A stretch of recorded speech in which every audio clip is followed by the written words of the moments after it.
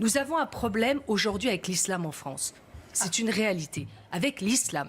Donc ça veut dire que cette religion, qui est une religion importée sur le territoire français, il y a 30 ans, il y avait 200 lieux de culte musulmans. Il y avait un peu moins de 200, il y en avait 170.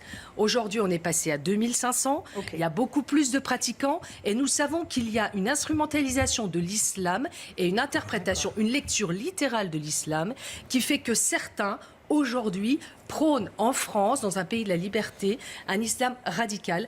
Il y a 30 ans, quand mon fils est né, est venu au monde, c'est là qu'a commencé, en 1989, le problème de port du voile à l'école. Comment vous faites Depuis, le lien entre deux événements qui n'ont rien à voir l'un avec l'autre? Parce que c'est un symbole, ce qu'elle porte sur la tête, Madame Ferrari. Si ça vous a échappé, c'est votre droit.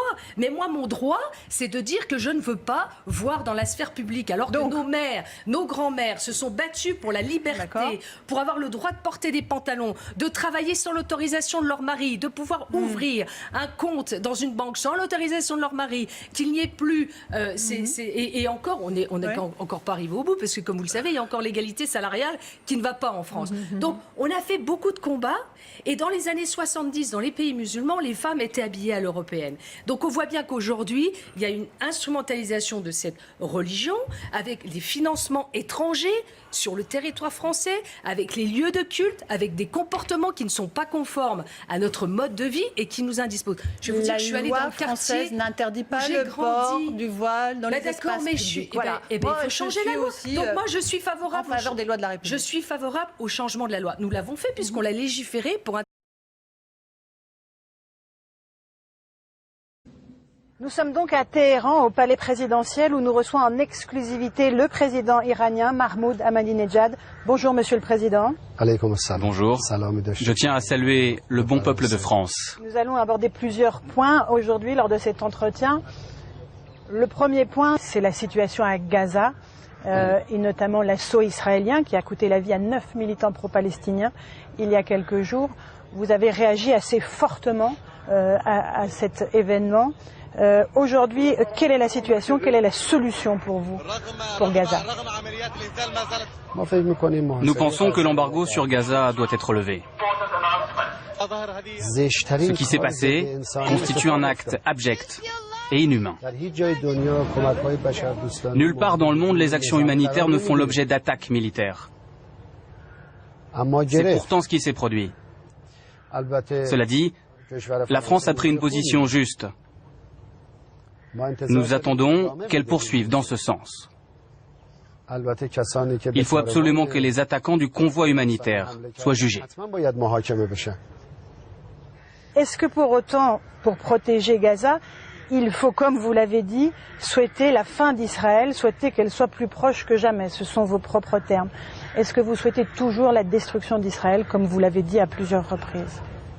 Le peuple palestinien est privé de ses droits les plus élémentaires.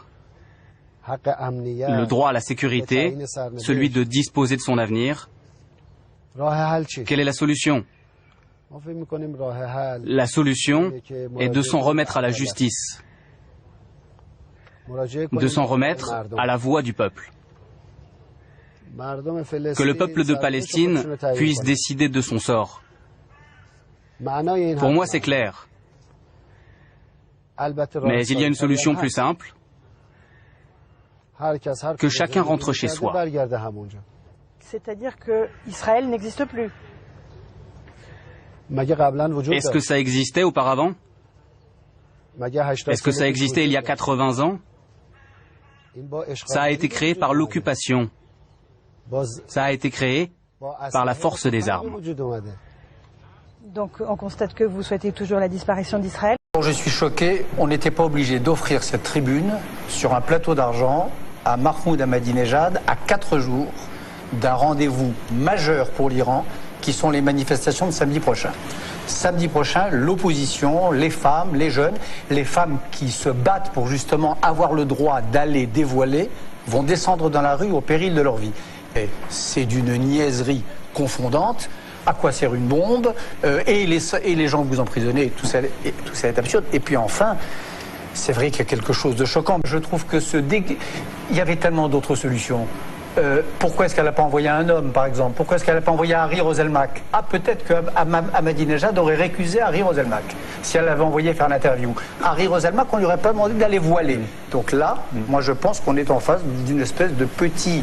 c'est pas mal qu'une femme, il n'y a pas de raison qu'elle ne fasse pas l'interview non plus. Alors il n'y a pas de raison qu'elle ne le fasse pas non plus. Eh bien, quelle allure cela aurait eu si elle était allée précisément non voilée? Est-ce qu'on est obligé de se déguiser dans l'accoutrement exigé par un dictateur quand non on va en élu? Iran et qu'on est une femme, oui.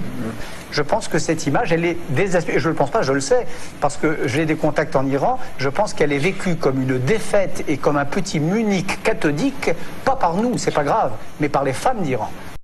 Allez, yallah, bonne soirée à tous, à bientôt.